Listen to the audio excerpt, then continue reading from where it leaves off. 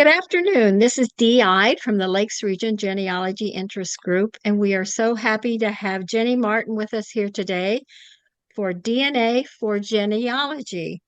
Jenny Martin is a retired librarian and a software engineer with her certificate of genealogical research from the Boston University Center for Professional Education.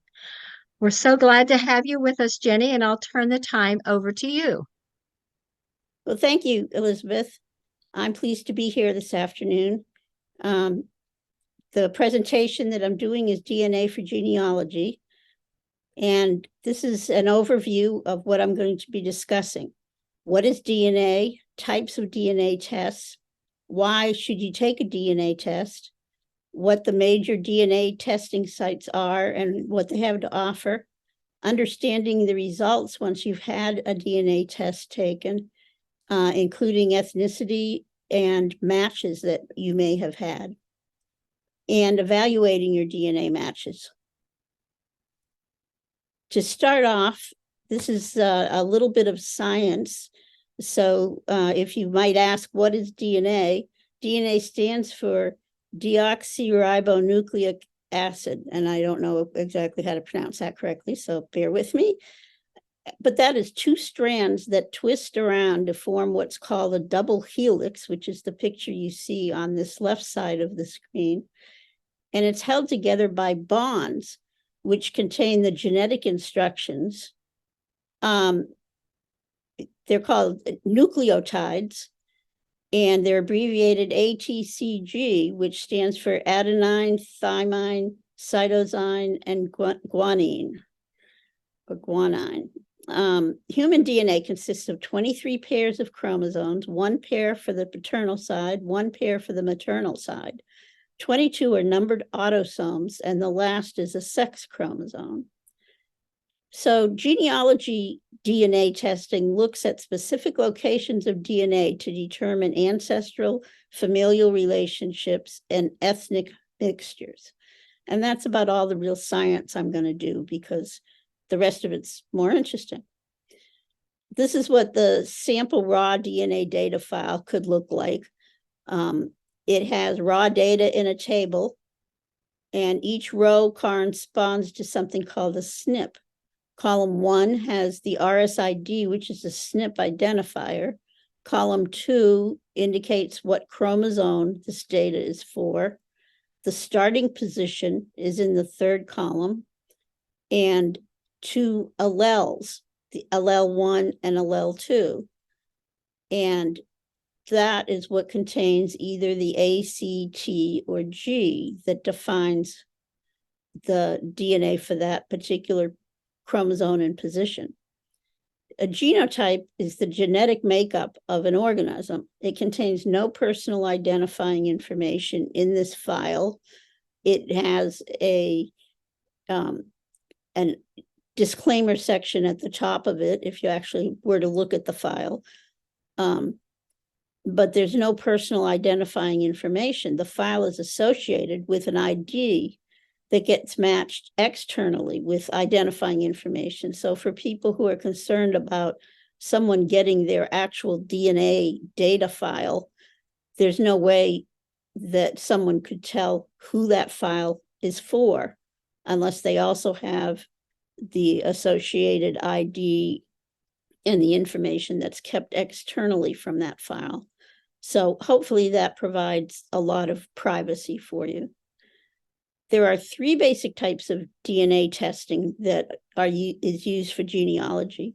Autosomal DNA, or abbreviated AT-DNA, contains the recent data for both your maternal and paternal lines. So if you look at the bottom of this chart, you have a female in pink and a male in blue. That would represent your parents, and the pink shows the maternal line, your mother's line, and the blue, your paternal line. And the data that's contained in the autosomal DNA results will contain information about all these relatives. Both males and females can take an autosomal DNA test. The information obtained can go back about 6 to 8 generations, and it's used for ethnicity results, which tell you what parts of the world your DNA shows that you came from, and relative matching, which are the people that have also taken DNA tests, which have shared information with you that means that they are probably a relative. Autosomal DNA is the test offered at almost all the genealogy testing sites, and that will be the focus of this discussion.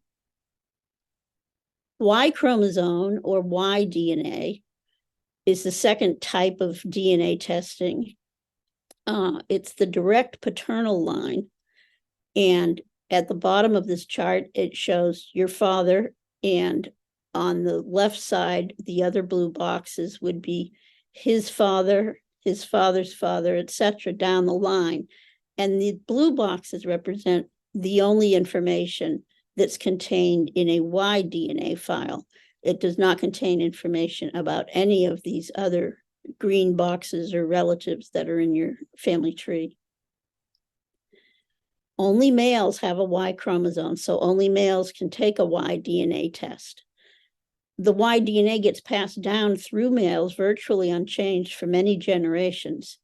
So this is very useful to determine a Y haplogroup, which is the genetic population of a group of people who share all these common ancestors on their paternal line, and for ancestral matching, but only on the paternal line, only on the father's side. It's very helpful in genealogy to break down paternal line brick walls. I happen to have one of those on my side of the family, and so my brother has taken a Y DNA test. But generally, most people aren't going to go that far unless they're looking for some specific information that's only unique to their paternal side. The mitochondrial DNA, or mtDNA as it's abbreviated, traces the maternal line, your mother's line, which is the X chromosome, and that's indicated in the pink boxes below. Females have an X gene, have two XX genes. Males have an XY, so both can take the maternal test because males do have an X chromosome, whereas females don't have a Y chromosome. So the mtDNA, or maternal DNA, gets passed down unchanged from mothers to their children in both males and females, but only females pass it down. It's used to determine a maternal haplogroup, or the deep ancestor roots 5 or more generations back. You would take a maternal DNA test if you want to save the maternal information in a fading line on your family tree. Suppose that you or some relative that's still alive is the last female relative and they have only sons. Then you might want to take an mtDNA test to be able to see your deep roots on that maternal side, because with only sons, you wouldn't be able to pass that information any further. And you could also take that maternal test to confirm or dispel a family rumor about the heritage of a particular ancestor. If you think that on your mother's side, there's a family rumor that says that you have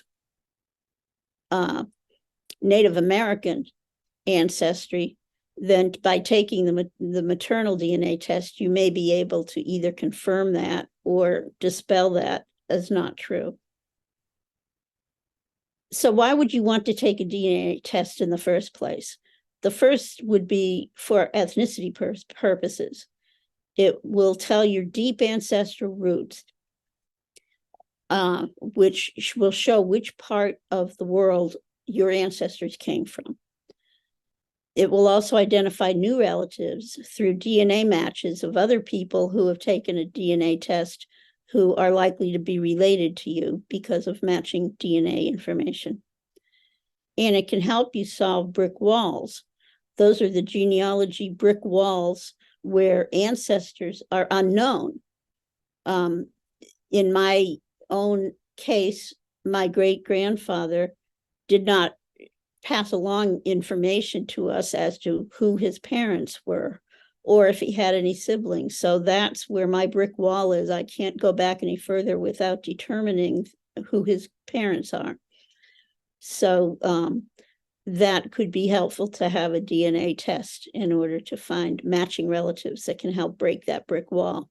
It's also helpful to find birth parents of adoptees for the same type of reasons that the brick wall, you don't have any knowledge about the parents of the adoptees, and so you're going to take a DNA test to try to determine matches who might help identify that information. The recommendation is to buy a test near a holiday because prices are discounted. With the Christmas holiday coming up, I can guarantee that you're going to find the cheapest prices for DNA testing available. So keep an eye out for when those tests get low. Right now, they're for the autosomal DNA test, they're around $100, but near a holiday, they could go down as low as $39 or $49.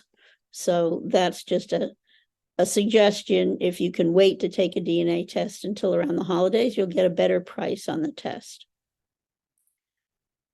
And now this is a warning that you don't really want to take a DNA test if you don't want to find out unexpected results, because you may not like what you learn. You may find that you're not related to the people that you think you are. For example, can you accept if your father isn't your biological father? And I have a good friend who had taken her DNA test, which she got as a gift from someone. And when it came back, she found out that her father was not her real father. Her biological father was someone else. That can be a very jolting experience. And some people are not able to handle that very well and would rather not know. So if you decide that you couldn't accept information you may find out that you're not expecting, you probably shouldn't take the DNA test to start with.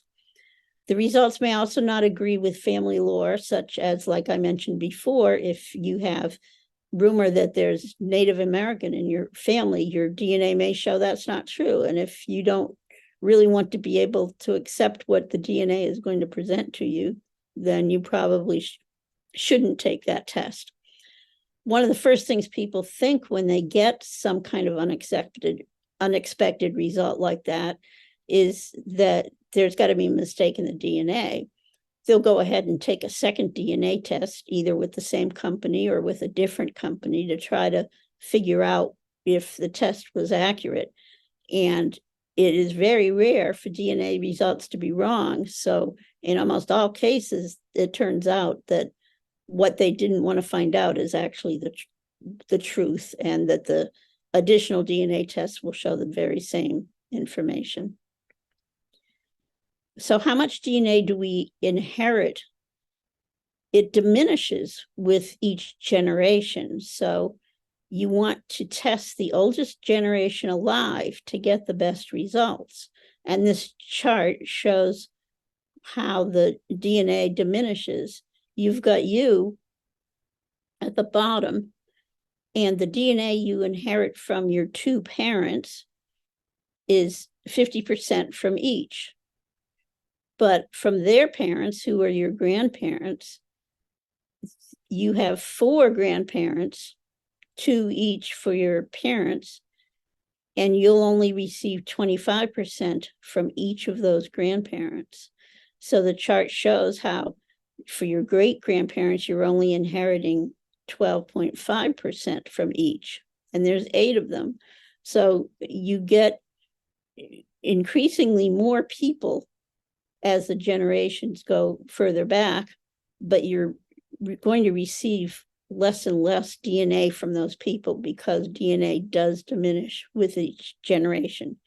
So if you have a generation older than you that's still around, then it's highly recommended to have them tested.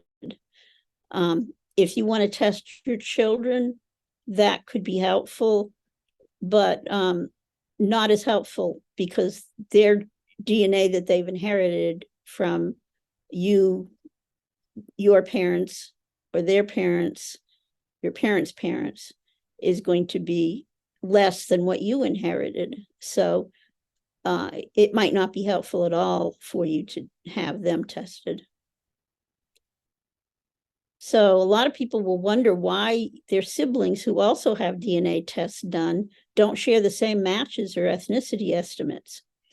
DNA is randomly inherited. So even though you inherit 50% of your DNA from each parent, each child may not get the same 50%. So you're going to get, child 1 would get half of their DNA from this parent. Child 2 would get half of their DNA from that same parent. But as you can see, only the green area may overlap. So siblings share only part of the DNA that they inherit from the same parent. And a lot of people, have a hard time understanding that.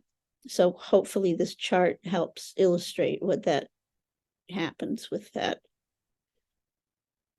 So having DNA results with more than one testing company, the advantage is that you get more DNA matches.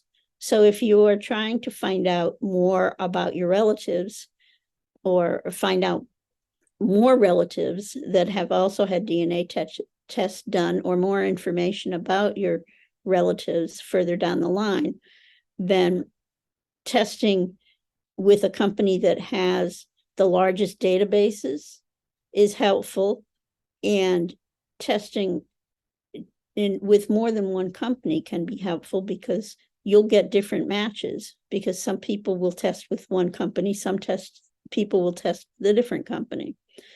But you can take advantage of many of the other databases without having to test numerous times, because all the test sites allow you to download your DNA data, and then you can upload your DNA data to other test sites so that you don't have to test with that actual site.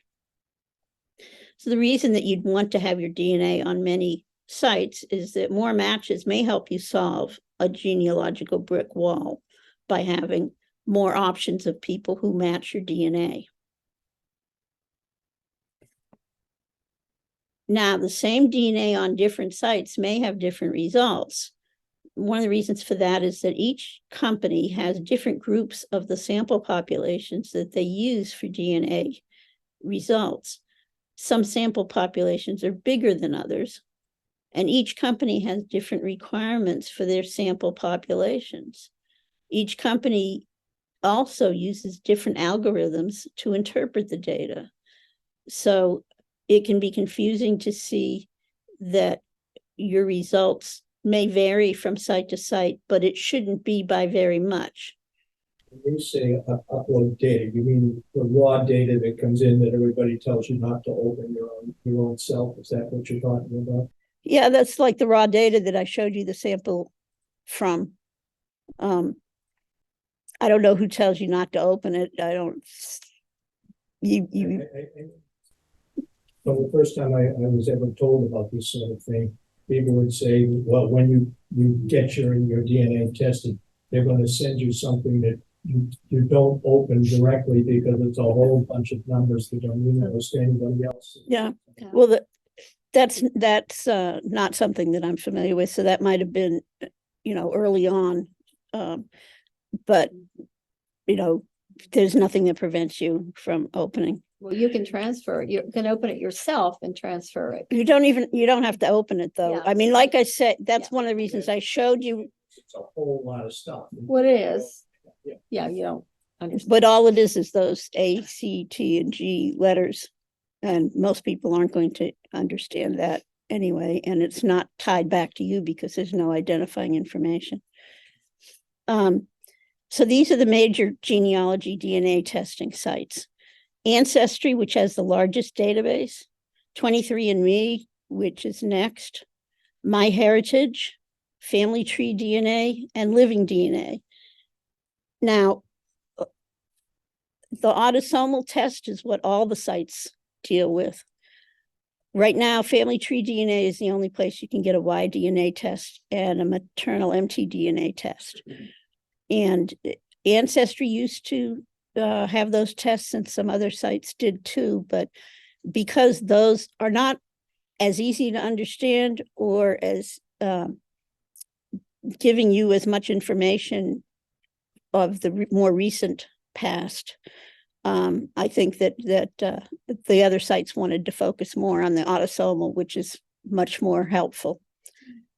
And then some have health information. My 23andMe is the main one that you can get, but I doubt that your physician would want you to buy it through 23andMe. I think that if you really want to have a serious need for your DNA, you get it done through your doctor's office. But the health information can be interesting for you to have on your own. So if you're interested in that part, 23andMe would be. And now here comes the caveat, is that the two largest databases, Ancestry and 23andMe, do not allow you to upload data that you got from another site. So that idea of testing at one site and uploading it everywhere doesn't work so well if you test at one of the bottom three sites, because you can't get your data into either of those very large databases. And that's why I recommend, and most people recommend, testing with Ancestry unless you have a main reason to not. It will give you the most matches. And then you can upload that data to the other three sites. And then you can test a second time at 23andMe if you didn't find all the information you felt that you wanted to find out. Like in my case, I recently tested at 23andMe also, because of that brick wall I'm still trying to break down. And so far I haven't. But 23andMe has very different tools than Ancestry. And I'm going to be talking in a minute about the fact that they had a data breach just in the last couple months that's affected what they show you now. So family tree DNA is that number that's 1.7 million is for the autosomal data. The Y-DNA and mitochondrial DNA databases are much smaller because not that many people test those types. Why would a person choose 23andMe over Ancestry, just for the extra things like you did, or? Well, they may want the health information. Oh, I see. Okay. Ancestry has been changing their offerings a lot. Like I said, they used to do a Y-DNA and mtDNA, but not for quite a few years now.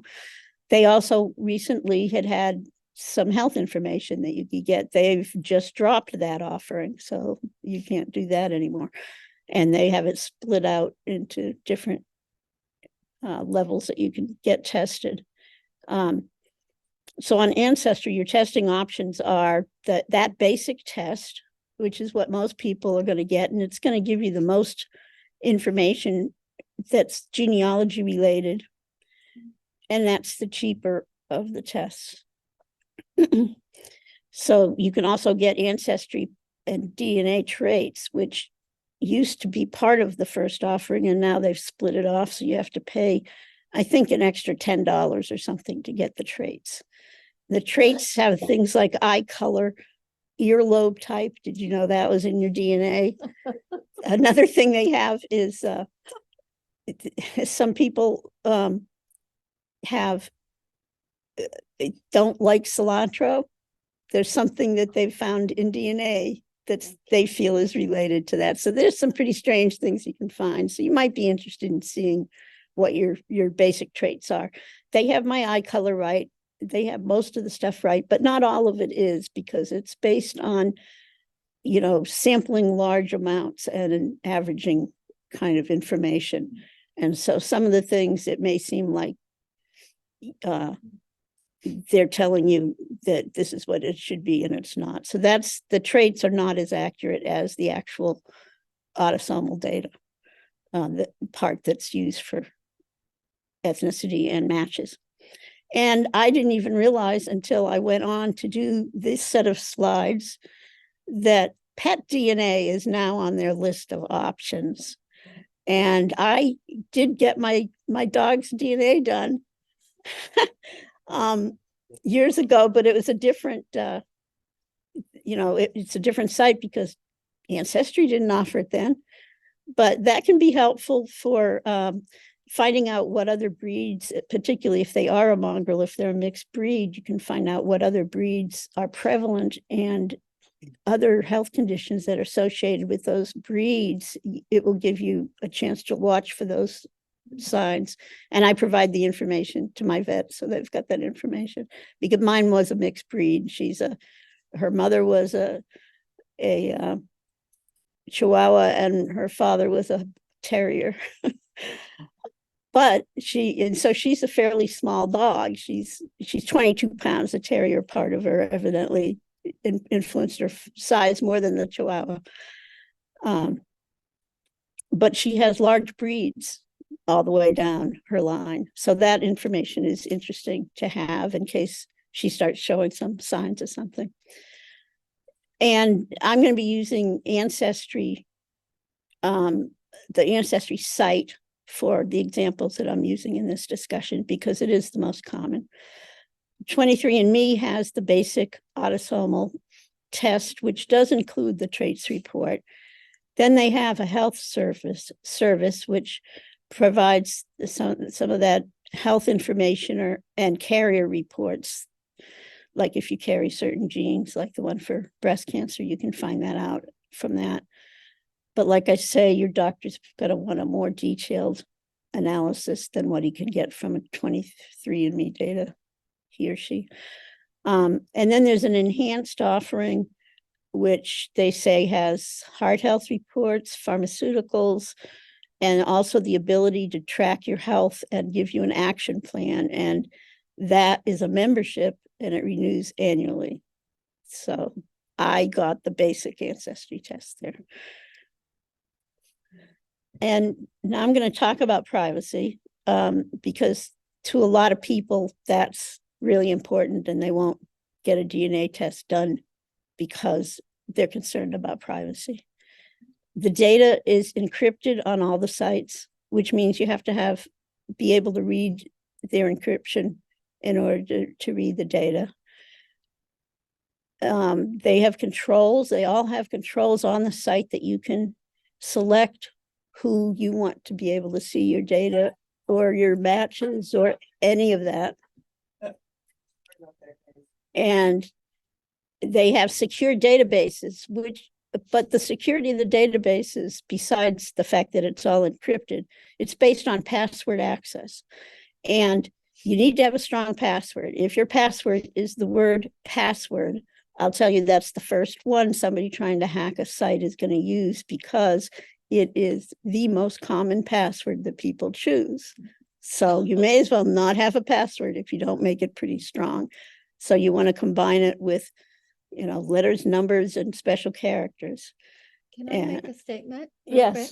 We took a computer class here, Jane and I did at the library, and he said to use a phrase. Have you heard that before? Yes. Use a phrase and maybe you can add numbers or something like the puppies are really cute, and then it's something that you can remember, make it something that you can remember, but it's a little different, right? Yeah, and for that, a phrase like that, it's much longer than what they'll allow you to put in the password for most cases. But what you can do is think of a phrase.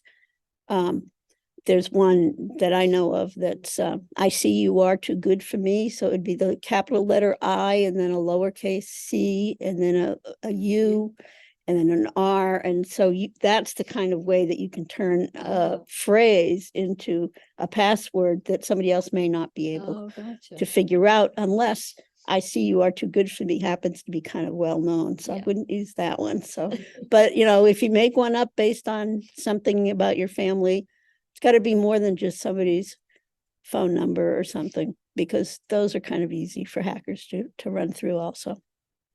But Yeah, I think I went back a slide. Sorry about that. And most recently, 23andMe did have someone break into their database. They did it through a password. They guessed somebody's password. I think what they said was they knew the password from another site that person used, and they used the same password on this site. So the recommendation is to have unique passwords on all the sites, which can be really hard to remember them all. But I would say, particularly on sites like that deal with money or DNA, if that's important to you, not to want your information out there. So the data that was stolen was information about their relatives that the DNA results contained. They put it out there to sell, which is how people found out that the breach had happened. They don't particularly feel like the information was, they don't know how accurate it is because it had two famous people in it, Elon Musk and Mark Zuckerberg. Did those people really test on 23andMe? I don't know. But they also had the same ID in the data, so that would kind of indicate that somebody may have, made that up. So they don't know how, but 23andMe took it seriously. It did not contain the DNA data itself. It was only some of that more personal information. And because of that, Ancestry is now requiring two-step authentication, which is when they ask you, besides using a password, it'll then ask you if they can send you a code, an email, or a text message to your phone with a code, and you have to enter that code. So that's what two-step authentication is, and you'll now see that Ancestry wants you to do that, as well as 23andMe. And probably, I think a lot of bank sites do that now. More and more sites are doing that because it is a much safer way. Ancestry just did that. Right. I found that out this week when I logged in. It set your limits of what your passcode can be. They want so many caps, so many numbers, so many figures. Right. Most sites do not provide data to third-party marketers, insurance companies, or employers without your explicit consent. So sometimes you'll hear a lot about people talking about that, Ancestry is providing all your data to some company. And that's not usually true unless you've given your consent for research. And then it's going to be the general data, not your personal information. So it might be that DNA file, but not with any identity associated with it. And that's how companies can do research. I happen to say that it's okay to share my information for research purposes, but some people may not be comfortable with that. Ancestry doesn't voluntarily provide data to government, judicial systems, or law enforcement. However, sometimes they have to if they're subpoenaed or presented with some legal option that gives them no choice. But that part is somewhat rare. They're starting to use genetic genealogy more to solve crimes, so that might be becoming more prevalent if they can't do it any other way. 23andMe does provide DNA data, but non-identified, just that data file with no indication of who it belongs to certain companies, one being a pharmaceutical company, for research. But again, you have to give them consent to do that. So there was, a recent article, about how they increased their contract with that company, but it's still without your explicit consent, and it's non-identified data. So a lot of people will make it sound like it's really bad. And if you really look into it, which is what I did this week when I found that, you can see that it's probably not going to be to your detriment. The website called gedmatch.com allows uploading of your autosomal DNA data for matching. That one, you can upload data from any site, and so it has a lot of the 23andMe data that people will upload, or Ancestry. If you've only done it at one site, the second site might be GEDmatch that you want to upload it to. There was a lot of publicity about how that particular site was used to solve the Golden State Killer back in 2018, which you may have heard about. And when I first started using that site years ago, it automatically opted you in for being able to share your data with law enforcement and others. But since that became public, they've now reversed that. They've greatly enhanced their privacy options, and they automatically opt you out of sharing it. You have to explicitly say, yes, I want to share with law enforcement. And I have said yes, that I will allow my data to be used for law enforcement. And I've told any relatives that are interested that if they're, involved in a crime, that's going to be their problem. That I am generally interested in helping solve crimes, and I'm generally interested in helping with research, but not everyone feels that way. Okay, so enough of the privacy stuff. When you get a DNA test kit, what next? You read the instructions, gather the sample. Sometimes the instructions will say not to drink anything for 2 hours before or something like that. So you do want to make sure that you do all that for the data to be accurate. And then depending on where you get the test from, you either have a spit sample or swab your cheek. The spit is used for 23andMe and Ancestry, and I think Family Tree DNA and Living DNA and MyHeritage all use swabs.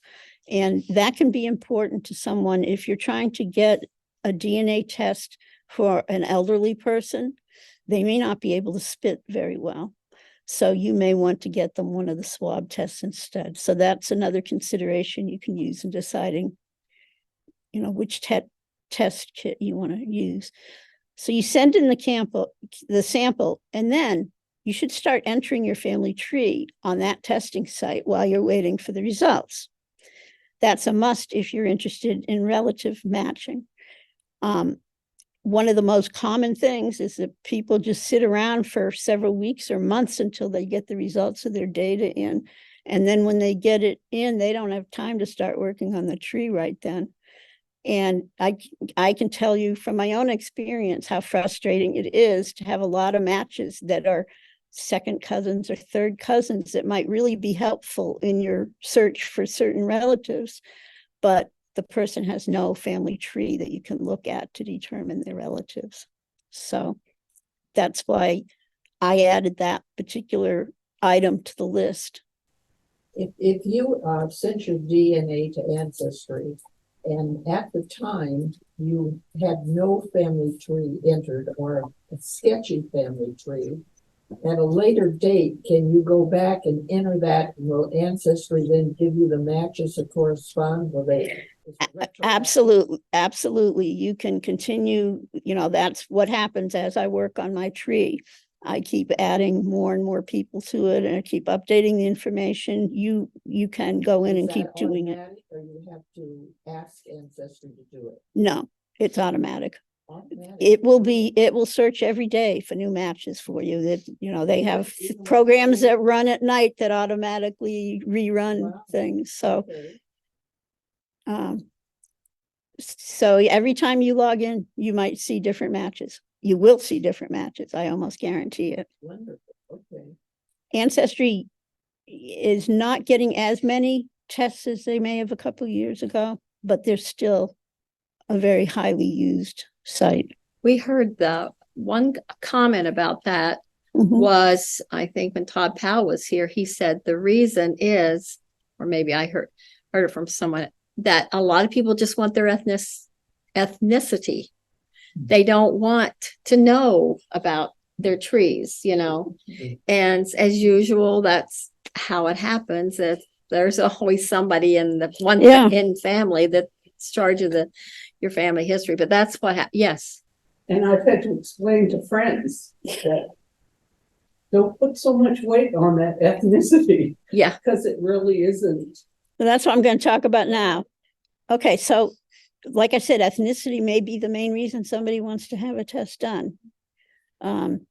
It can be called ethnicity, it can be called origins. There's different names for some of the same things on the different sites. It usually involves presenting maps and charts of percentages. And you should click around on these ethnicity sites, particularly in Ancestry, because it gets more detailed the more you click on things. And I didn't realize how detailed it got about some of the information that it can provide to you until fairly recently, when I did start clicking around more, because I was more interested in matches than ethnicity. But you can get some really interesting information from the ethnicity results. How accurate is that? The ethnicity results are not as accurate as the actual matching of DNA. And it, okay, I'm going to go by the slide because I do have that on here. But your ethnicity is not about your recent ancestors. It's about hundreds of years of migration. Each site has their own set of information that they compare with these reference sites from around the world in order to give you your ethnicity results. And it differs per site. They have different numbers of regions sampled and different number of people within a region sampled. And ancestors moved around a lot. A lot of people will say, I know, my mother and her parents both came directly from Ireland, but there's no Irish DNA in my ethnicity. What? I don't get that. Well, that's because a lot of people that came from Ireland 200 years ago originally came from some other country like Germany or, France or something. And so you'll see that reflected in your ethnicity results and not the more recent things. So does that help? Yes. Looking this up on the internet, this ethnicity situation, and I picked up on a man that had his picture on there, and he was aware of his American Indian. And That's true. I mean, If you looked at him, you would think 100% this man is an American Indian. and yet, when he had the ethnicity done, it showed he had no American Indian in him. How rare is that? It's not very rare. Your family will pass along a lot of information, and it is not as accurate as DNA.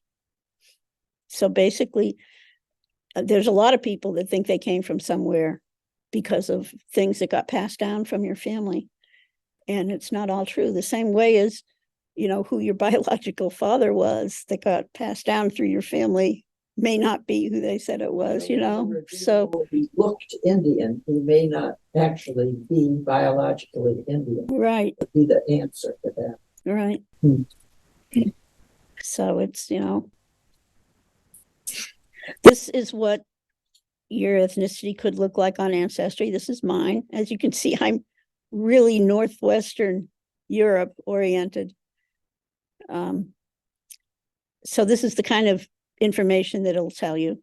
And I said to click around, I wanted to show you some of the results when you click around. If you click on Sweden on that previous map, then it'll bring up this and it'll tell you a little bit more about Sweden and Denmark. And then if you notice, it says, surprised by your Swedish and Denmark result, learn more about this map and ethnicity. So you click on that and it gives you more detailed information. It color codes the map and, shows you more information about the groups that lived in the various parts. And you can keep clicking on other things in that area and it'll tell you more. So don't be afraid. A lot of people are afraid to click on something that, the computer's going to blow up or it's going to kick them out or something. But click around is my recommendation, because you may find a lot of information that you didn't know. Okay, now we're going to jump from ethnicities to the DNA matches. And your list can include all the matches, matches by parent, by ancestor, or by location. There's a new feature in Ancestry that's a beta feature called Side View, which allows you to view matches by parent. They're already figuring out which of your matches are on your paternal side, which are on your maternal side, which are on both sides, which a lot of people don't realize can actually happen, and unassigned, which means they couldn't quite figure it out. When you get on Ancestry, tell us again how you bring that screen up. You select from the top menu, Yeah. DNA, and then you go down and it says matches. Okay. And this is, well, this not exactly screen, but this is information, part of the information that you'll This see is on that. something new. Well, that's your match list. But the breaking it down by parents, it may, Ancestry displays different things depending on whether you've been to the site before. So I hesitate saying, you know, what it's going to show when you click on DNA matches.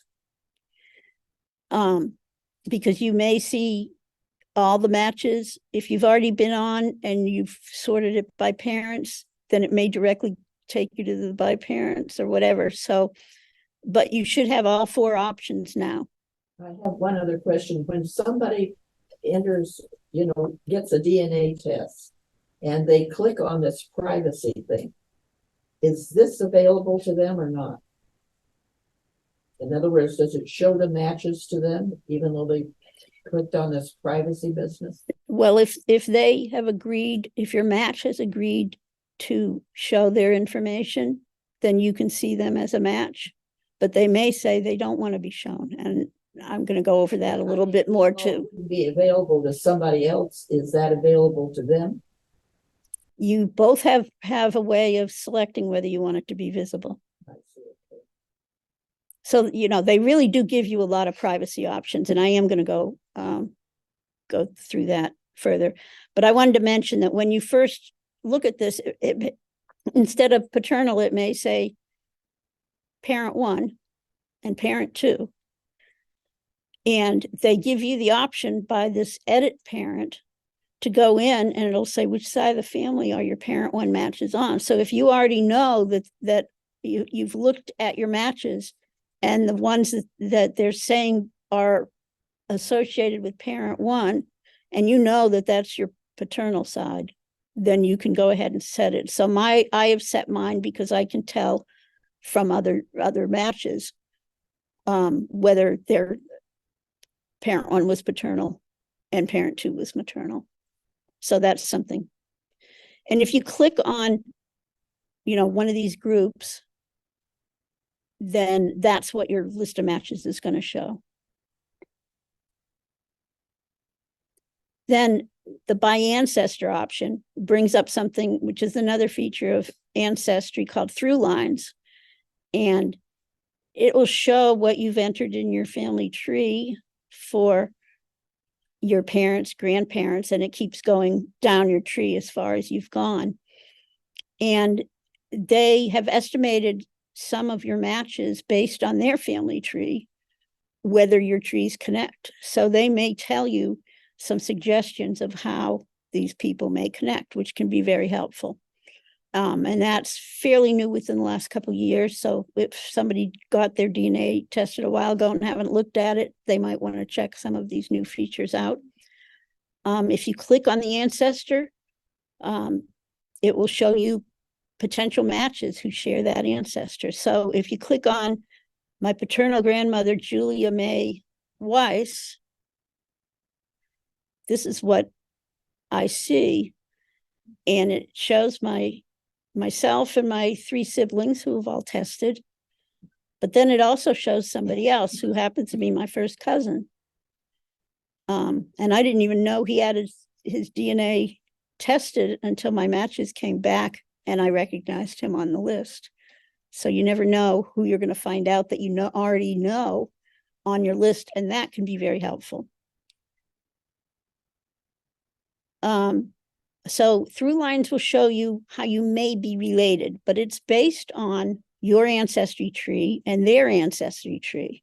So if they don't have a tree, they're not going to be in your through lines. If their tree isn't accurate, if they've got a lot of people on the tree that they think are family that they haven't really researched, then you may be led down the wrong trail from their tree. So you always have to verify the information you find in through lines. It's not based on DNA, it's based on the trees that the people have. Okay, and the last option there is matches by location. It'll throw up a map that shows how many of your matches are located in various parts of the world. I happen to live in New Hampshire. It's based on where the match currently lives. But both of my parents were from Pennsylvania, and all my relatives are in Pennsylvania. So knowing the location isn't necessarily helpful, because if somebody says, oh, that match is in New Hampshire, she must be related to me through this other set of my family from New Hampshire, it's probably not going to be correct. So the DNA match list is usually going to display with your closest relatives first. And that's the default. But like I say, if you've been there before, it may go back to the order that you had it in previous. So, you have to figure out, how it is that they're displaying. You can usually see whether it'll tell you which way it's displaying it. There's a bar at the top that allows you to filter, search, and sort your results. And that can be very helpful as you're working on it. You can have a lot of matches. If you remember, I have 10,877 matches on my paternal side alone, more on my maternal side. So being able to sort them can be extremely helpful when you're trying to figure something out. So there's the different ways that you can sort, ones that have trees, ones that share DNA with certain people. I'm trying to think of what that one actually gives you. There's a way of grouping that I'm going to explain. Common ancestors, which is like that through lines information. Or if you go in and you can click and see unviewed, if you've been there before and you only want to see who are my new matches, that'll show you all your new matches, which are always given a little blue dot. So then over on the right side there, it also gives you the option to search and sort. So the searching, you can find out, do I have any matches with a certain last name? Do I have any matches with a certain surname in their tree? And then this one is helpful, includes similar surnames. My maternal surname is Irwin, which we spell E-R-W-I-N, but as you know, in Laconia, there's a lot of Irwins that are I-R-W-I-N, and there are actually, that spelling was used interchangeably up until the last century or two. So I might be interested in seeing anybody who has either of those surnames or any other Irvin, or there's something like 60 odd ways that you could have spelled the name Irwin. So you can check that, and that'll do the search for you. And you can also check for birth locations in the matches trees. And, I have a certain location that is associated with my great-grandfather. That's my brick wall. So searching by that location can be very helpful to see other people who have people in their tree born in that place. And then the sorting just gives you different options of whether you want to see most recent first, or most recently added first, or you can have people that have very little DNA, you know, however you want to sort it. Can you say what is the least amount of centimorgans that you, let's see. Yes, Third. that's coming up. Oh, that's coming up. Okay. Okay. Good. I hate to defer some questions, No, but that's fine. it's going to come up as long Okay, as I good. don't run out of time. So the looking at what an individual entry on that list may look like, you'll notice that I have a lot of these red boxes around things because I am trying to observe people's privacy, so that if I'm showing you a display of a match, I'm not going to tell you who that match is. So for each person on that list, the item will show what their relationship estimation is, what the ancestry estimation is, which is not necessarily true. I have a client I was working with that said somebody was their first cousin. They were really their first cousin once removed. So, you know, this is an estimate. You have to verify that. Which side of the family, if they know that, it may say the side or unassigned or one of the other two options. This line tells you the amount of the shared DNA that they share with you. And this one happens to be a pretty close match. At a first cousin, they share 776 centimorgans. The higher the number of centimorgans, the closer the match is. So that information is interesting. I've never gotten into using the percent of shared DNA very much. I focus more on the actual number. This area tells you whether the person has a family tree and how large it is. They give you the option, if you recognize them, that you can add them to your family tree. I wouldn't do that unless you've really researched it. And then this will appear if they think that there's a common ancestor. And of course, if they don't have a tree, you won't see that appear because Ancestry wouldn't be able to figure that out. But that will take you to that through lines information. And then over here, you can assign a group, and I'm going to talk a little bit more about that because that can be important aid for you. So if you click on any of these items, you're going to see more details. Jenny, Yes. you had like 776 centimorgans, and you say 11% DNA. You could have, they have nothing to do with relationship to each other, do they? I mean, you could have 23% shared DNA and still have the same centimorgans. No, they are related. It means that 11% of that person's DNA is shared, and that specific number is 776. Okay. So I use the number, not the percent. Okay. So if you click on a lot of those items, it'll come up, particularly if you click on the name, it'll come up with the match detail page. At the top, it'll show you and that person an estimate. Now, this is a different match than the one I did before.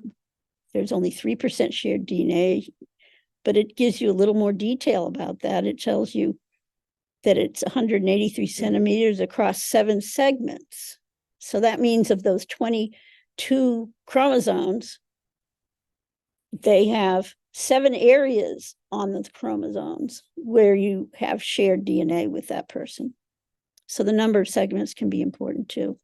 I'm not going to get into that in too much detail right now. So if you click on this shared DNA, it'll tell you more information about the possible relationships other than what they estimated for you based on that information of how much DNA they share. This is where it has a button message that if you decide you want to message this person, you can click that button, and it uses the internal messaging system of Ancestry to contact that person. You can send them a message of whatever content you want. That you want more information from them. And you may or may not hear back. Unfortunately, the success rate on hearing back from people is pretty low. I think a lot of that reason is because people get a DNA test done because somebody gave them the kit and they don't really care that much about it. And so they don't go back in, and they may not go, and people may have the test done and then not realize that it gets updated like every day, that the list of matches gets updated. And so they say, okay, I've already looked and it wasn't very helpful. And they don't go in for years. If you go to somebody's profile in Ancestry, it'll tell you the last time that they were on. It'll give you, like within the last day, within the last week, within the last 6 months. So you can get an idea from that. If the person doesn't go on frequently, then your message may not be seen. There is an option in the settings for your tree that says, send me an email to my personal email address if I get somebody that messages me. And that way they message through Ancestry, but then they'll send you an email saying you have a message from this person. And that's how you can know. Unfortunately, a lot of people don't set that up to do that. So it's something you have to set up in settings. I have somebody who's on the second cousin level with me. Is the only one at that level that I haven't been able to figure out who they are. And I sent her a message a long time ago, but she hasn't logged in for a very long time. So I don't think the chances are good. So I have to use whatever ingenious ways I have of trying to find out who that person is, which I'll tell you, one of my best ways of finding out people that I don't know that any other way is obituaries. Ancestry is now hooked up to newspapers.com. If you get one of their higher options of subscription, you can see the actual obituary in the newspaper, and it will list parents and siblings and all this a lot of information that you may not find on their tree. Their tree may be, have very little information, but if one person is dead and it has those dates and the name will appear then, and you can go search. And so that's one way I find out a lot of information. And That's just a Ancestry hint. has that automatically. I mean, they automatically do that on every person. It's there. All you have to do is just have the right subscription. If you have the right subscription, there is an option to do search. And you do the search. You do the search. And it's going to initiate the search by you pushing the button. So you have to push the button to do it. And I'm not going over that because it's not DNA related today. But So are they using different genealogy banks or sites to pull this in, or just one, or what, Ancestry and most of the sites have a lot of databases that they've built up. So it's multiple newspaper databases. Right. That's a great option. Yeah, they have thousands and thousands of databases. Do you know if that option would be available through the library subscription? Yes, it is. Really? So you could. That's one of the reasons to go to the library. And I believe it is. I am not as familiar with the library version. I've only recently started trying to see what it had. what about through the portal at the LDS? At the center, it has institutional. The library is It's a library edition. Library edition, yeah. Yeah, it has the same thing. Yeah, but institutional at the center. So newspapers may not be included. But in accessing Ancestry through the LDS Center, you could pick up on that, so it would be free. You may be able to see, you'll be able to see more than you could on just a free account. Yeah. Not necessarily everything until you get to the highest option of subscription, which is all access, and then you get everything. They used to have on the portal, newspapers.com. They took that off. They have newspapers archive. And at our first meeting, Leatrice Bain, who's a big researcher, went into newspapers.com and newspapers archive, I think it is, newspapers are archive on the portal that's free. Otherwise, it's not, you have to pay for it off the portal, right? You understand that? And so she found a lot of information that she's never found before. So I'm happy that Newspaper Archives it's not as good as newspapers.com. I don't think it is. It has, newspapers.com has the largest database of newspapers. Yeah. Newspapers Archive has a different database. They have a lot of the papers that newspapers.com does not have. And I have also found information. It's called Genealogy Bank. Genealogy Bank is another one. So there's a lot of sites. We could have another class on searching. Yeah. 2 hours on searching, but I want to get back to DNA right now. Okay. Sorry. Okay, so at the top of this batch detail page, which is what we're looking at right here, you also have an option to add someone to a group or to add a note.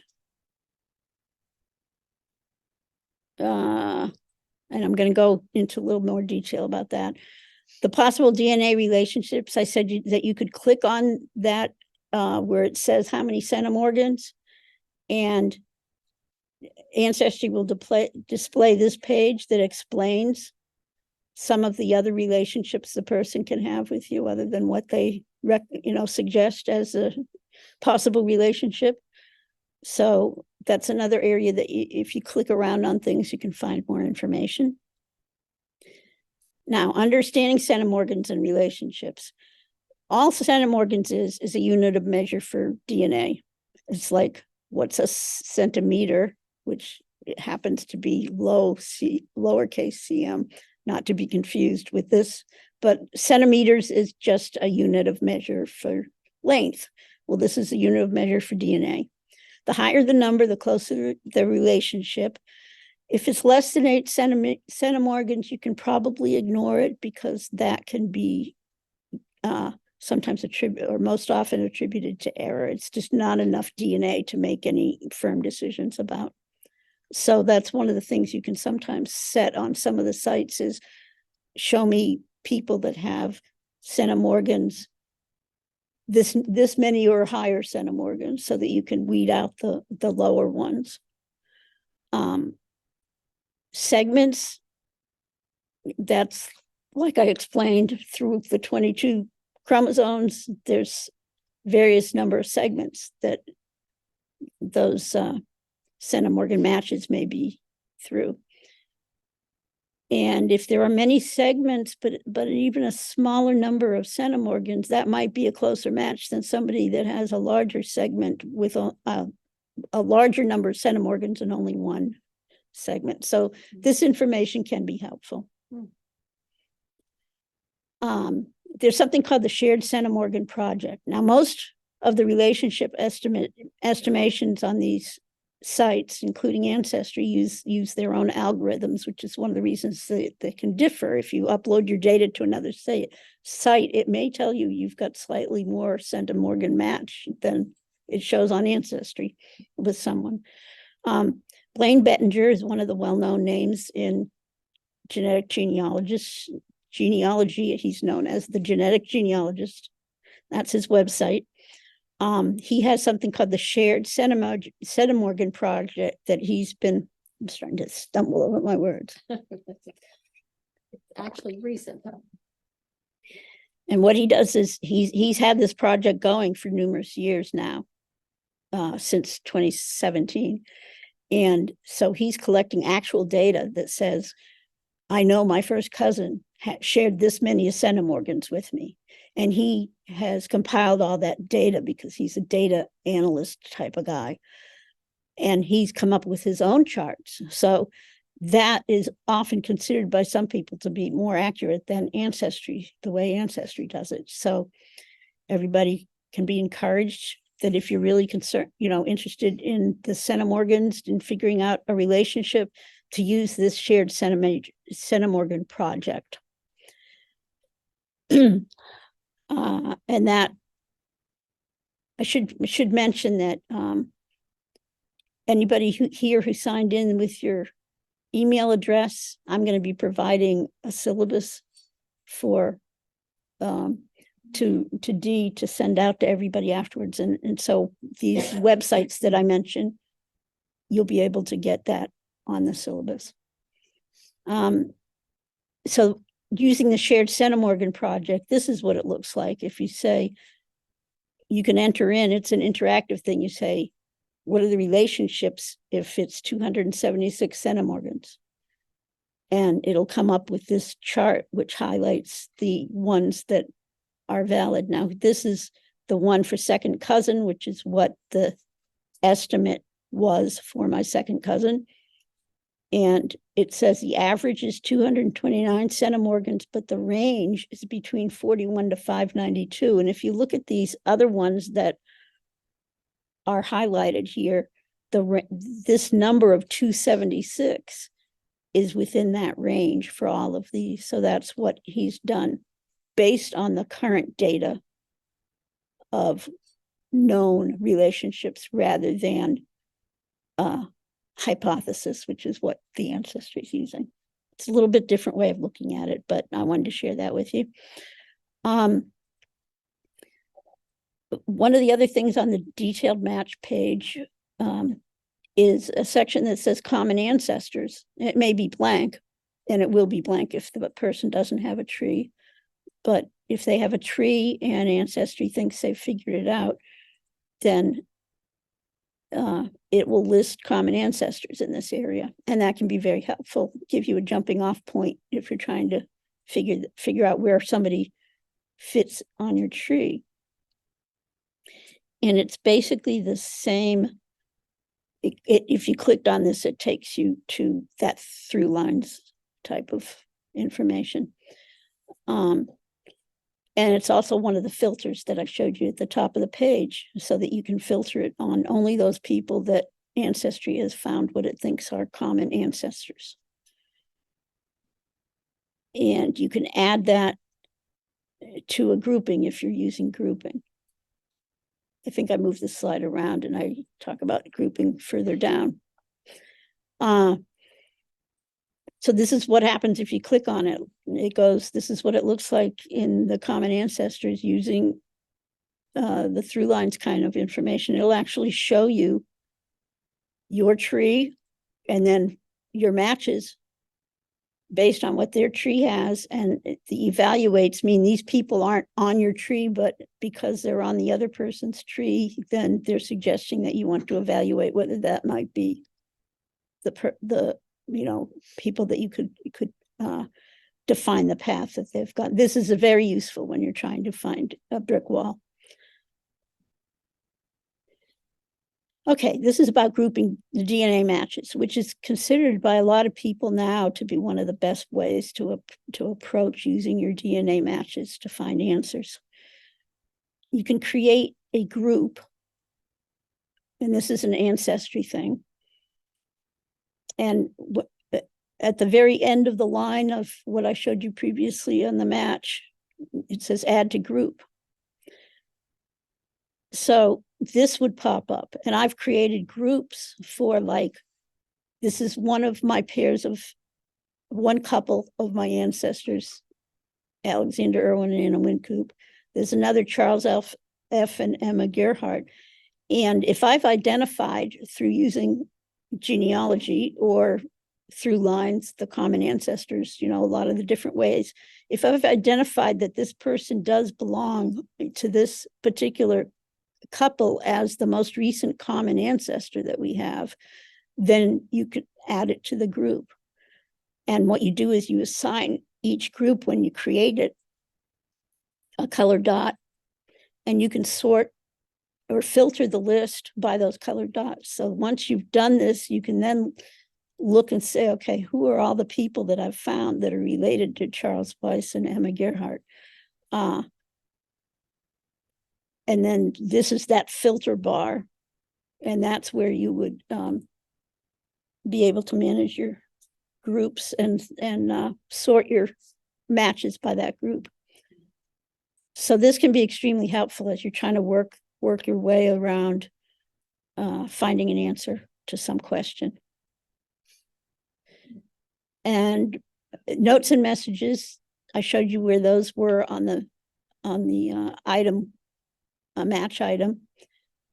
You can add a note that you can leave tracks for how much you've investigated this person. I didn't do this a lot of times early on, and I would come back to the list after looking at something else for a long time. I'd come back to the list and say, I know I've looked at that person before, but what did I find? And you have to do it all again. So make a note and say, this is what I know about them. This is what I don't know yet. And that leaves the footprints for you to follow later. And like we mentioned, you can send a message to someone.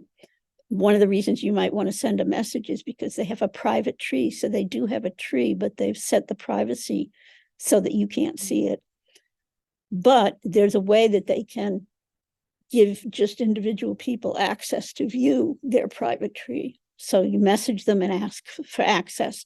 And if you're lucky, they'll come back and give you access. I have had several people that have done that. But be aware that some people don't answer the messages, mostly because they don't see them. Although there's some people that don't want to answer them for various unknown reasons. Keep sending messages. So the other thing on this match detail page is information about the tree. So this is a tree that one of my matches had. It has 172 people in it. So that's important to know. And it gives you a little preview of it. And you'll see that if the person is living, it'll say private. So you can't see living people on someone's tree. And that's important to know. That's another, privacy issue.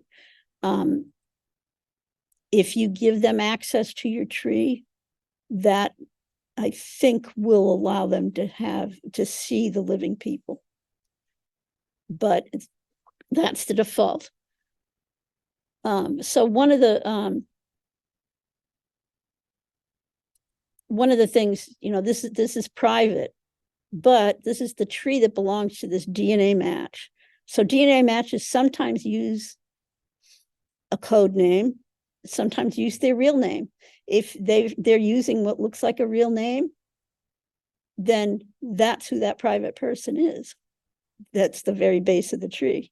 So that's another little hint that you can have of how to figure out. So the name of this particular match, his last name was King. So I figured that, because he entered what looked like his real name, I might be able to track him down further. And most of the time I can do that. This is only showing a partial part of the tree. If you click on this number that shows how many total people in the tree, it will take you to that family tree. And like I say, you still can only see private. The living people won't be displayed, but it will tell you more of the tree, and then you can explore the tree just like you would your own. There's four main options. They can have no tree, they can have a public linked tree, they can have an unlinked tree, both public and private, or they can have a private tree. Now, the unlinked trees are interesting because it turns out that you can click on that tree. I didn't make a screen copy of what this looks like, but if it's an unlinked tree, it'll tell you the name of the tree, and you can actually click on that and go to the tree. You click on the person's name, takes you to their profile, and their profile will show what trees they've created. And even though they haven't linked their DNA to the tree, then you can still get to the tree that way. so linking the DNA is, I'm going to show you kind of how to do that. Once you get your DNA back, if you've got a tree created, you want to link your DNA to that tree. And that's how a lot of the matches can be made then. So other than where the trees are, there's 3 tabs there. Trees gets you a tree, that's what's defaulted. So when you first see the detail match page, you'll be able to see information about their tree. Ethnicity is another thing, which I'm not going to go over right now, but shared matches is the third thing. And this is one of the most important features on the screen, because if your match shares DNA with any of your other matches, it will list those. And that can provide key information on finding where your match fits into the tree, because you may know some of these other matches and where they fit in the tree, and you know that they also share with this match. Then, you know, if you know your matches on your paternal side, the matches that are listed on that list are probably also on the maternal side. So it's another clue. So this is part of how you can analyze your matches to find out information that you're missing for your tree. Okay, options in DNA settings. And I thought I had a picture. I don't. I thought I had a picture of where that was, but up at the top of your main DNA page, there'll be one of those little setting icons. You click that and it takes you to your DNA settings. That's where you can give consent or deny consent for sharing your DNA information for research. You can set whether you want to be able to have other matches see your DNA. And if like I said, you can say that I want them to see my DNA or not see my DNA. And the match can say, I want people to see my DNA or not see my DNA. So this is where that kind of control can be given, whether you want them to do that or not. What kind of ethnicity information and communities. I haven't talked about DNA communities that Ancestry uses also, but they have groups like, there's certain groups that they'll identify that this match belongs to ancestors that lived in Pennsylvania, which would be of interest to me if they were part of that community. But you can control whether that information is shown to your DNA matches. If you want to share your DNA test with someone, like when I do work for people, trying to help them with their DNA matches, understanding them, then I would have to have that information shared with me in order to see it. If they're not a match with me, I won't see it. So that's how you can share it with someone. Trait sharing is another option. This is also where you can download your DNA data. So if you want to upload your DNA data to all those other sites, you go to your settings, and that's where it's got a button that says download your DNA data. And you can also delete your DNA data if you think it was a big mistake to have done that test. Then you can delete it. I download it first in case you change your mind sometime, but but you can delete it. So, you know, nothing's Download permanent. first. Yeah. Download before delete. Solving a genealogy mystery using DNA. This is a process that is pretty good, I think, and that I use. And so I'm giving the attribution of where I got this from. There's one of the people that does a lot with DNA education called Diane Southard. She has a process that she's defined, and it's all at this site. And that will be one of the sites that will be on the handout that I have for you after the class. So the first thing that she suggests that you do is to look at your best known matches. Start with those on your match list that you already know your relationship to. There may be some, there may not be some. But then your best mystery match, while I'm looking for my great-grandparents' parents, those on my match list that I haven't been able to figure out how they fit in could be the best candidates to start looking at for this, to solve this brick wall. So that's what it means by your best mystery match. It's somebody you don't know how they fit in, particularly if they've been isolated to be on the side, paternal side, say, that you're looking for, and you can't figure out where they fit in. Maybe that's how they fit in. So that's something to investigate, is your best mystery match.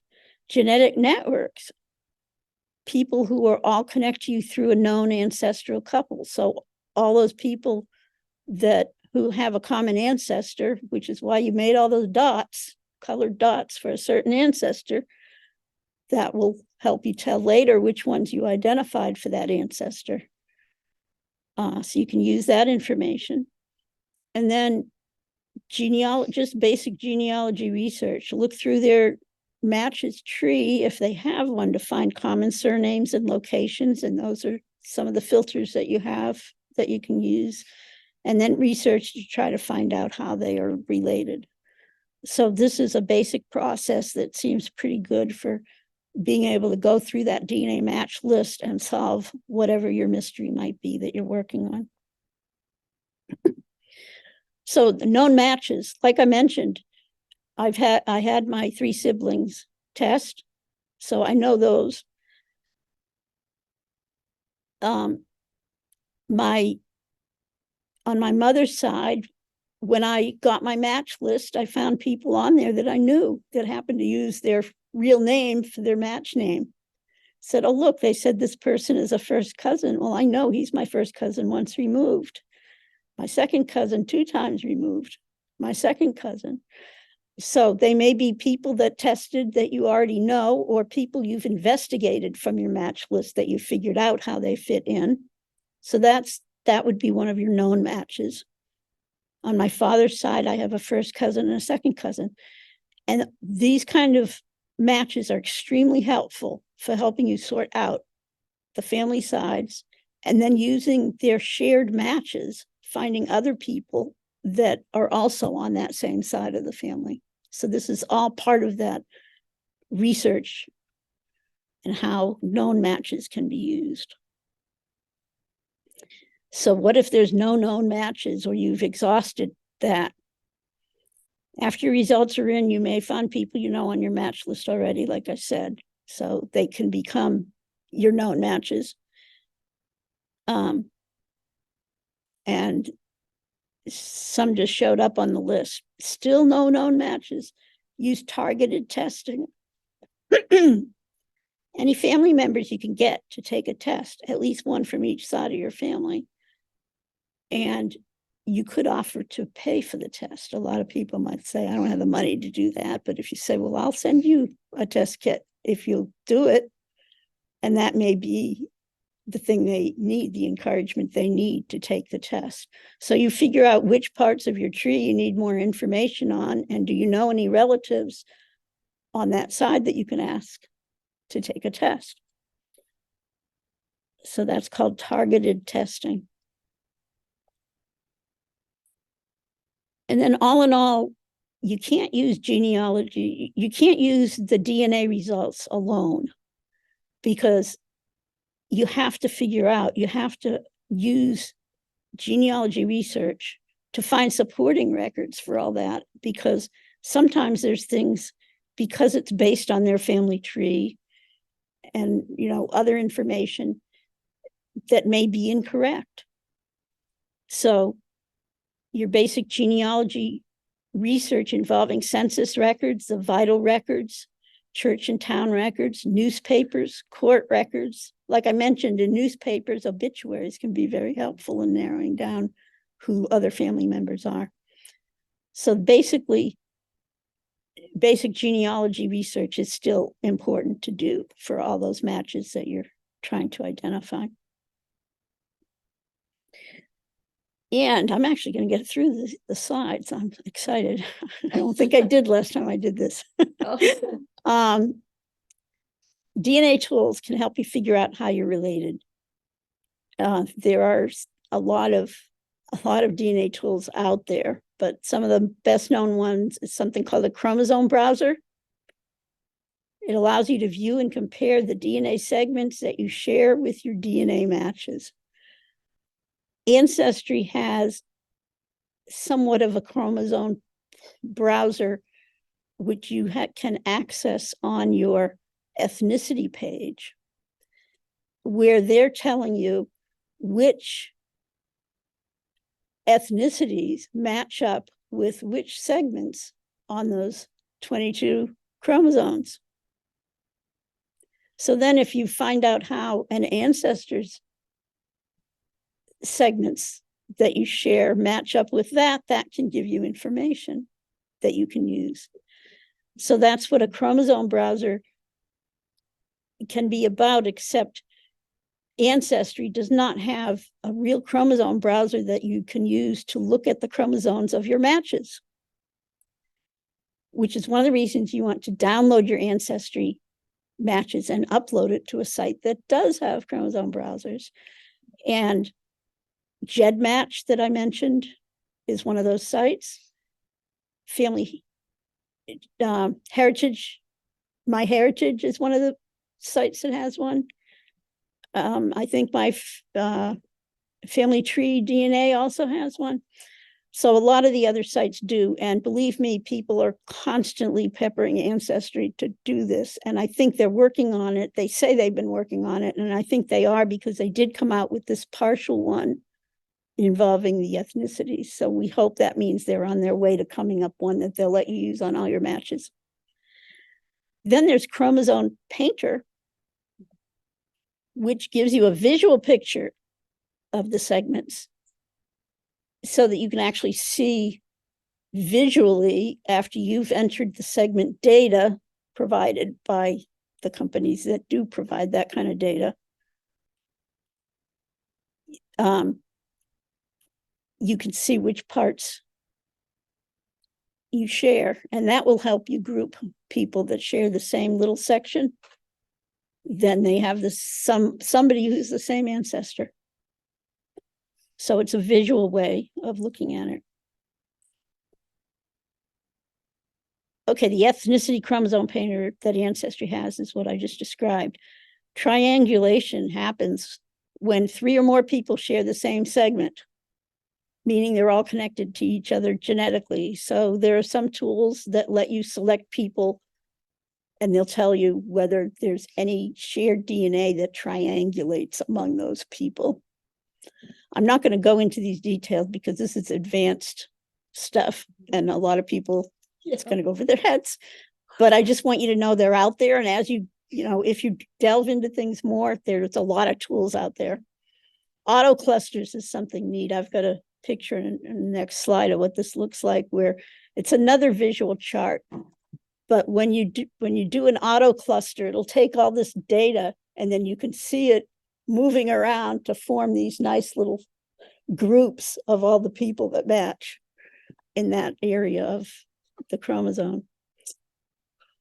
Yeah. So this is the chromosome browser on MyHeritage. You can select from your match list a certain number, I don't know, 10 or so, I forget what the number is, of your matches. And then it'll let you compare them and tell you if there are any triangulated segments among those matches.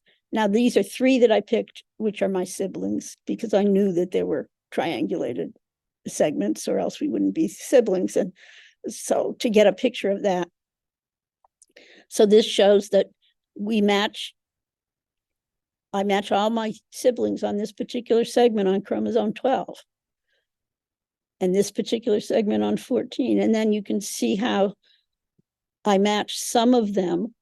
These colors go back to what the color codes at the top here are. So with my brother Tom, I match all that amount of data.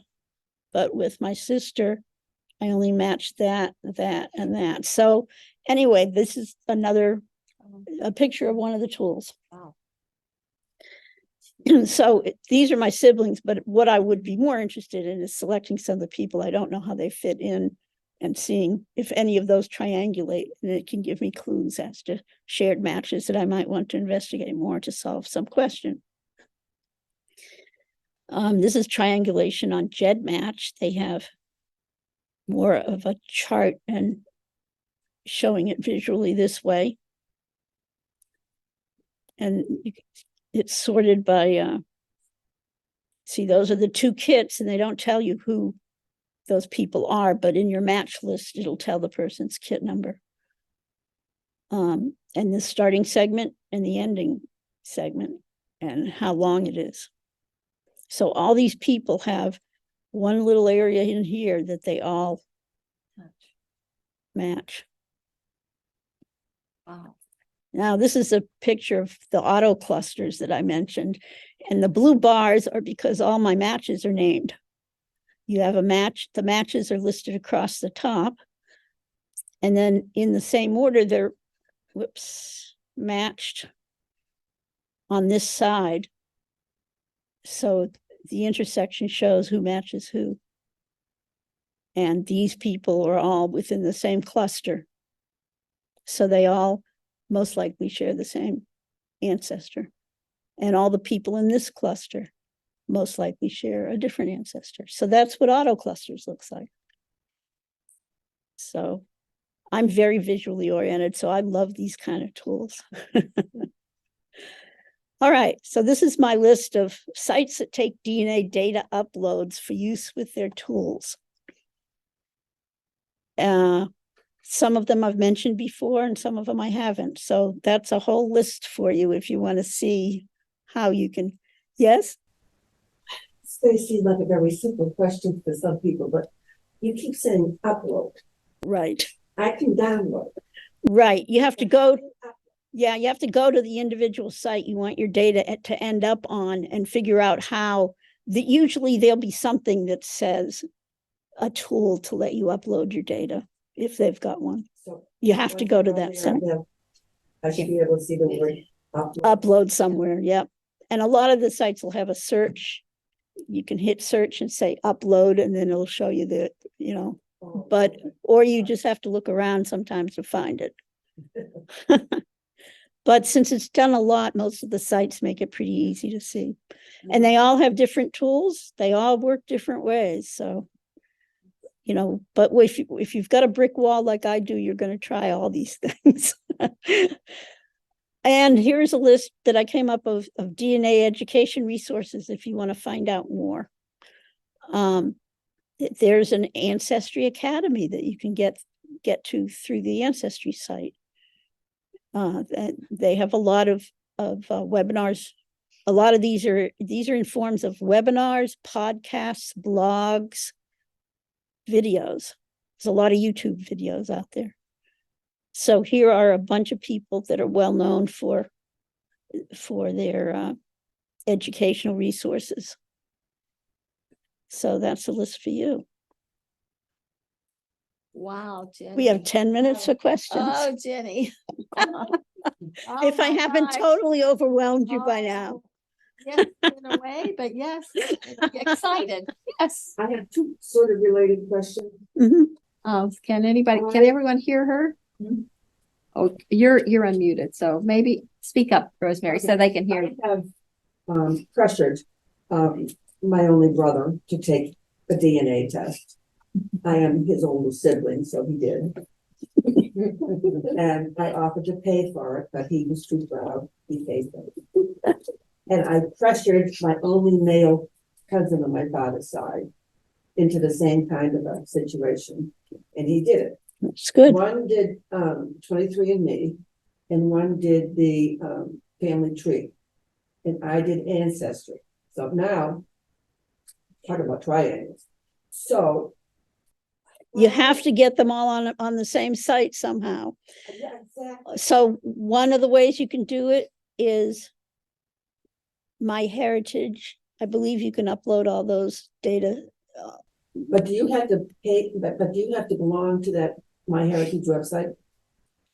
I mean, I know it's not a free one. It's not free. It's It not isn't free. it So there is- are various levels. And so you do have to pay something.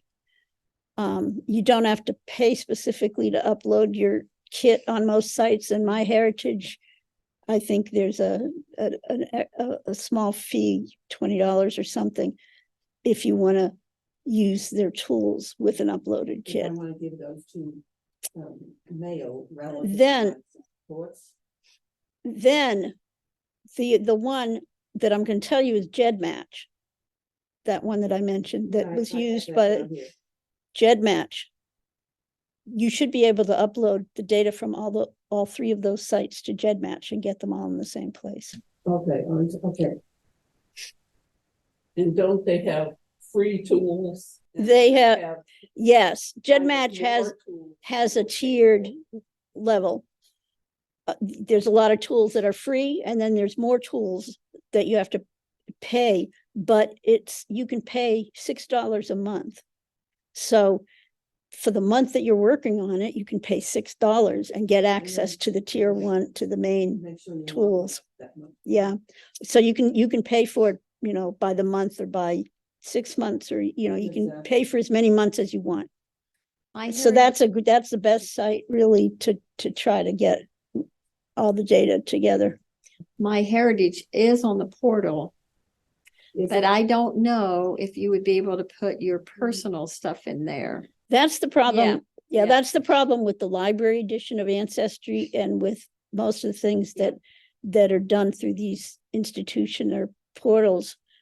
It's not going to allow you to do personal data. So the library edition of Ancestry is not going to be helpful for DNA because you can't see your DNA results there. It's it's not I personal. think you can see it, but you can't leave it there. You have to get it off. It's like, I don't know, because I did that.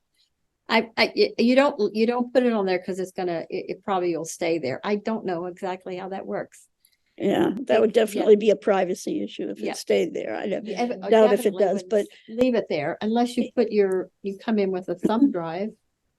I don't know, something to think about anyhow. Well. for general research, Yeah. yeah, the same way it won't let you put your tree on there. You can see your tree, but it won't let you add to it. And so you would have to bring a thumb drive or send mail to yourself. One of these, my brother or my cousin have started a tree. So I mean, I don't know how much information. Okay, so on Hey there. Ancestry and the other sites, there are settings where you can download the file, which is called GEDCOM. That's the standard format for a family tree that's Mhm. accepted by the world, basically. I have to put the tree in myself. Yeah, if you have a tree, you can download your tree and then upload it to these other sites.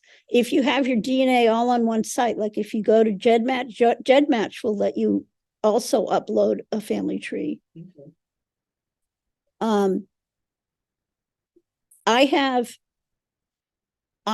Okay. One of the things you can do on Ancestry is designate that somebody can be a manager of your DNA data and a manager of your tree. And so for my siblings, they've all given me permission to be the manager. So I have my tree, and then I have used that DNA linking for their DNA to that same tree. So that's what you can do if you have access to people's DNA to get them on your tree. Yep. So, Oh, go ahead then. yeah, I don't know. Yeah, I was gonna say.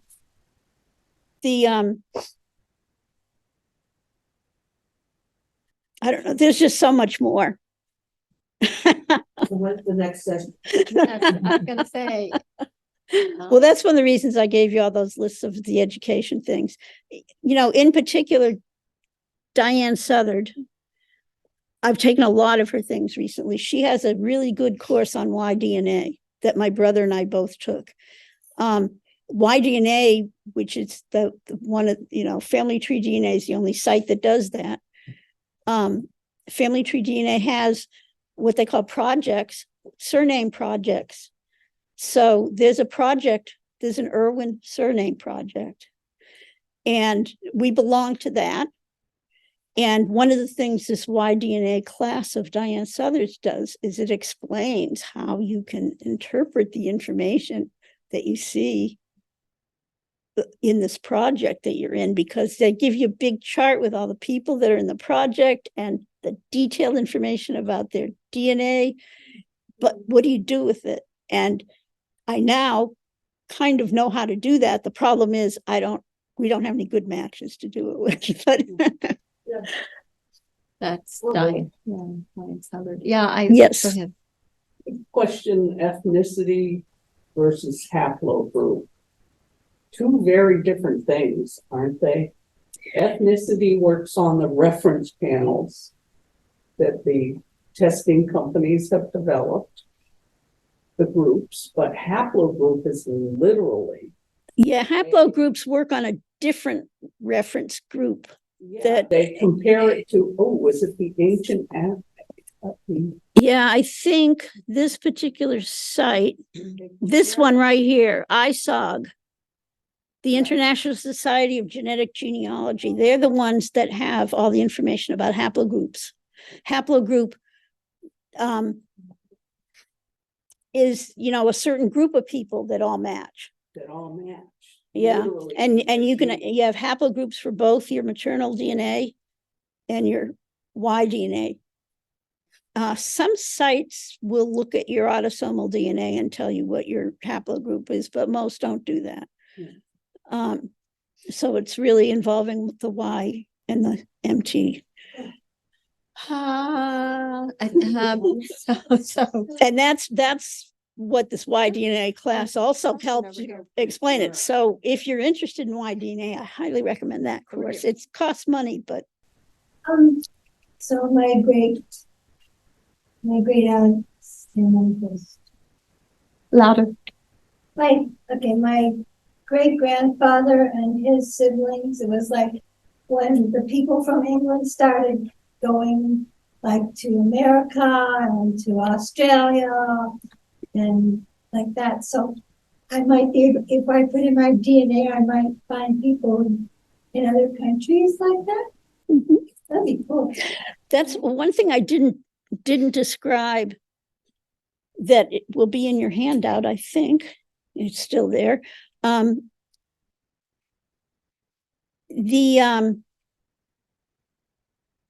Each site is owned by places in different locations.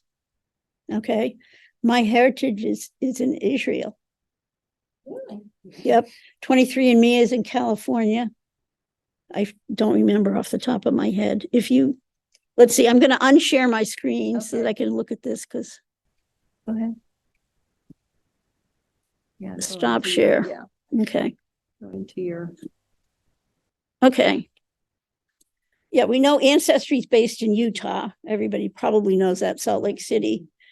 23andMe in California. My heritage is Utah and California. Oh, they're not. Okay, I have to verify this because I swore that's. Oh no, yeah, my heritage is based in Israel, but they have offices in Utah and California. They have a major distribution site in the Netherlands, and they have a lot of European DNA. Okay. My heritage. A lot of European. Okay. Now, one of the references that I have on that list is